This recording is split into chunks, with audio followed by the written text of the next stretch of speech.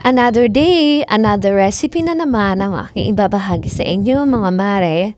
Napakasimple lang po nito at simple lang ang mga sangkap, hindi masyadong malaki ang ating magagastos. Patok po itong pang merienda or pang almusal. Mas lalo po itong patok na gawin natin pang negosyo. Napakasarap nito mga mare, so huwag na po nating patagalin.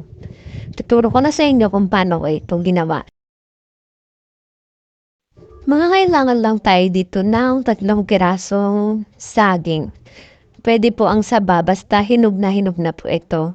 Pagkatapos nito ay imamash lang natin ito gamit yung tinidor. Pero kung meron po kayong masher, pwede rin po yung gamitin. Basta ang importante is madurog natin ito ng mabuti. So ito na nga, durog na yung ating saging. I-set aside muna natin at meron naman tayo mga sangkap na gagamitin. Gumamit ako dito ng 2 cups ng rice flour. Nag-add ako ng 1/2 cup ng white sugar, 1 tablespoon ng baking powder, 1/2 teaspoon ng salt, at 1 teaspoon pala ng yeast. Yan lang po yung mga sangkap. Then, i-mix natin muna mabuti para magsama-sama na po yung ating mga dry ingredients. Pagkatapos naman nito, maglalagay tayo ng 1/4 cup ng oil.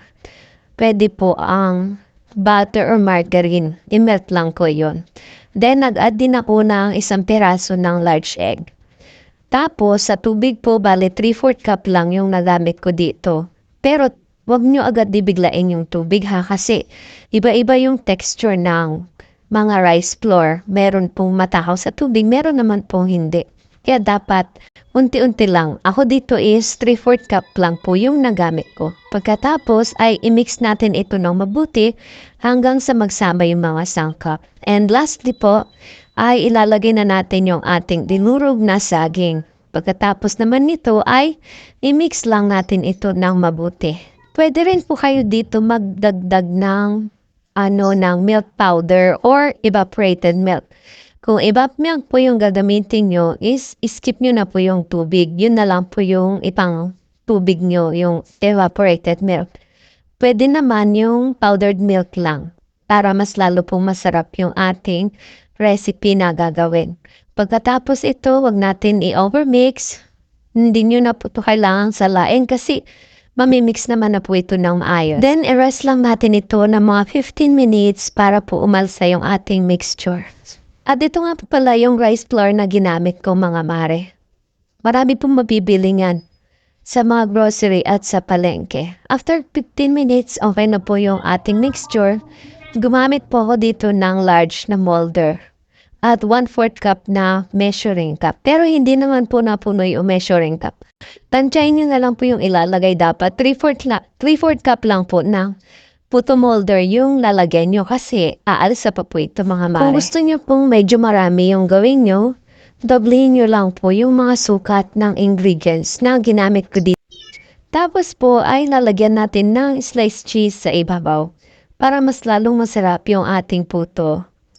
Then, i-steam po natin ito ng 15 to 20 minutes. Bali, pinatong ko na po yung ilang piraso kasi isang batch lang naman po ito eh. Sayang din kasi yung gasol kung dadalawahin ko pa itong salang. After 50 minutes, ayan na po. Tingnan nyo ang ating puto. Napakasarap nito mga mare. At napakalambot po nito. Yung lasa po niya is saktong-sakto lang yung tamis na nilagay nating asukal, hindi po kayo maumay.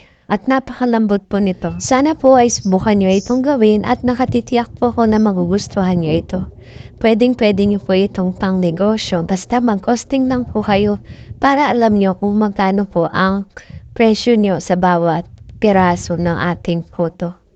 Paano mga mare, salamat po sa panonood at sana abangan niyo muli ang aking mga susunod pang mga video na maibabahagi ko sa inyo. Ingat po kayo. Thanks for watching po. Bye-bye and God bless po. Happy cooking.